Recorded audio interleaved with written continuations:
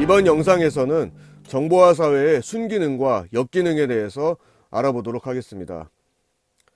한마디로 순기능이란 정보화 사회는 모두가 행복하게 잘 살 수 있는 유토피아가 될 것이라는 관점이고, 역기능이란 순기능에 대한 반작용으로 정보화로 인해서 역효과가 있을 것이며 정보화의 혜택을 모두가 누리지는 못할 것이라는 관점입니다. 보통 우리는 정보화 사회가 진행되면 좀 더 편리하게 생활할 수 있겠다는 생각을 많이 하기 때문에 순기능을 먼저 떠올리는 경우들이 많습니다. 이번 영상에서는 순기능보다는 역기능에 대해서 좀 더 강조하도록 하겠습니다. 교재에서는 역기능을 개인적인 측면과 사회적인 측면으로 나누어 설명하고 있습니다. 이러한 구분은 사실 의미가 없습니다만 간단히 제목만 한번 정리해 보도록 하겠습니다. 먼저 개인적인 측면으로는 급격한 사회 변화에 따른 개인의 부적응 문제, 사생활 침해 현상의 증가, 기계에 대한 인간의 종속화 경향의 심화 등으로 정리되어 있고요. 사회적 측면으로는 정보 격차의 발생, 컴퓨터 범죄의 증가, 사회 전체가 단일 네트워크로 묶임에 따른 사회적 위험 증가, 국제 경쟁의 심화, 정체성 상실의 위기 등으로 요약하고 있습니다. 여기서 먼저 정보화의 역기능, 첫 번째로 정보 격차의 발생 문제를 좀 더 알아보도록 하겠습니다. 정보 격차는 보통 영어로 디지털 디바이드라고 표현합니다. 사람마다 정보를 수집하고 활용할 수 있는 능력의 차이가 나서 불평등한 조건에서 정보에 접근하거나 또는 아예 정보에 접근할 수 없는 차이가 발생하게 된다는 것입니다. 주로 이러한 정보 격차로 인해 피해를 보는 사람들은 대부분 노인들이나 장애인 등 사회 취약계층들입니다. 또한 도시보다는 농촌에 사는 사람, 선진국보다는 개발도상국에 사는 사람들이 정보 격차를 느끼는 사람들이라고 볼 수 있겠습니다. 정보 격차가 사회적으로 문제가 되는 것은 이 정보 격차가 정보 격차로만 머물러 있지 않고 빈부 격차로 확대된다는 것입니다. 이러한 정보 격차를 줄이기 위해서는 사회 취약계층의 정보 접근을 원천적으로 봉쇄하는 여러 가지 불합리한 시스템을 합리화시키고 국가적으로 평생교육 서비스를 강화하여 누구나 손쉽게 정보에 접근하고 활용할 수 있도록 돕는 최소한의 노력이 필요하다고 할 수 있겠습니다. 조금 다른 관점의 이야기지만 버지니아 유뱅크스라는 분이 쓰신 자동화된 불평등이라는 책에 보면 국가가 어떠한 첨단 기술을 이용하여 가난한 사람들을 감시하고 단속하고 처벌하기까지 한다고 지적하고 있습니다. 또한 이러한 국가의 권력이 조지 오웰의 소설 1984에서 나오는 빅브라더가 되어 우리 모두를 감시하고 있다고 지적하고 있습니다. 정보 격차를 오히려 국가가 야기하고 있다는 것이죠. 색다른 관점이니까 참고 정도로 이해하시면 좋겠습니다.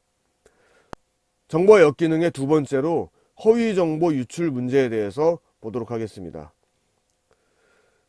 최선당 사건의 예처럼 어느 한 개인이 그야말로 아무 생각 없이 인터넷에 올린 글이 SNS를 통해서 전국적으로 확산되면서 프랜차이즈 식당 하나를 문 닫게 한 사건이 대표적인 허위 정보 유출 문제의 사례입니다.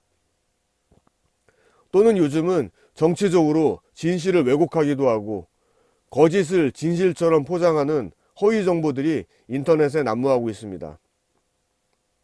최근 정부에서도 가짜 뉴스를 엄벌하겠다는 엄포를 놓았지만 정치적으로는 여야 할 것 없이 가짜 뉴스 문제에서 자유로울 수는 없을 것입니다. 헥터 맥도날드의 만들어진 진실이라는 책이 있습니다.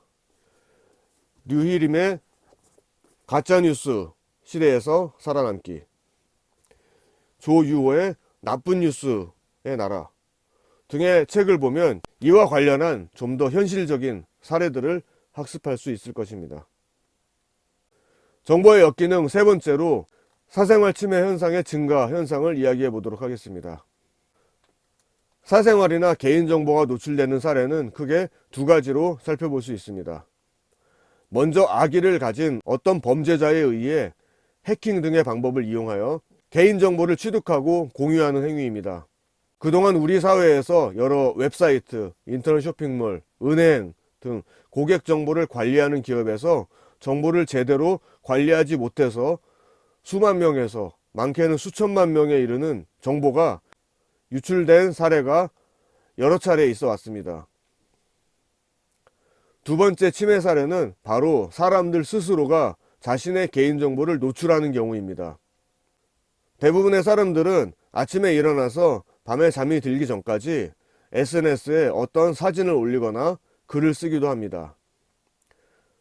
더 나아가 스마트폰을 들고 다니는 것 자체가 여러분의 행동 반경을 누군가에게 지속적으로 공유하고 있는 것입니다. 그 누군가가 여러분이 알게 모르게 올린 정보를 악용할 수 있다는 것이죠. 잊혀질 권리라는 개념이 최근 몇 년 사이에 유행하고 있습니다. 그만큼 자신의 정보를 누군가가 잊어줬으면 좋겠는데 계속 기억하고 공유하고 악용함으로 인해 피해보는 사람들이 많더라는 의미라고 할 수 있습니다. 나에 관한 기억을 지우라 라는 책에 보면 잊혀질 권리와 관련하여 이렇게 설명하고 있습니다. 잊기 위해 별도로 노력하지 않는 이상 모든 것이 기록되고 기억되는 검색에 의해서 언제 어디서나 호출되는 것이 디지털 세상이다. 그동안 검색이 불가능하거나 제한적이었던 정보가 연결되고 인덱싱돼 검색되는 정보화 세상은 편리함과 함께 전에 없던 그늘도 만들었다. 정보화의 그늘에 대한 인식이 확산되면서 생겨난 것이 바로 잊혀질 권리다. 요즘은 인터넷과 연결되지 않는 일상생활은 거의 불가능할 정도라고 할 수 있습니다. 다시 말해 디지털의 영향에서 자유로운 사람은 거의 없는 것입니다. 따라서 잊혀질 권리는 정치인이나 연예인처럼 미디어에 많이 노출되는 사람들만의 문제가 아니라 모든 사람들이 관심을 가져야 할 문제라고 할 수 있겠습니다. 교재에서 이어지는 내용인 낙관론과 비관론은 순기능과 역기능에 이어진 내용이기 때문에 교재 내용을 중심으로 학습해 주시고 수업 시간에 좀 더 다루도록 하겠습니다. 오늘 강의는 여기까지입니다.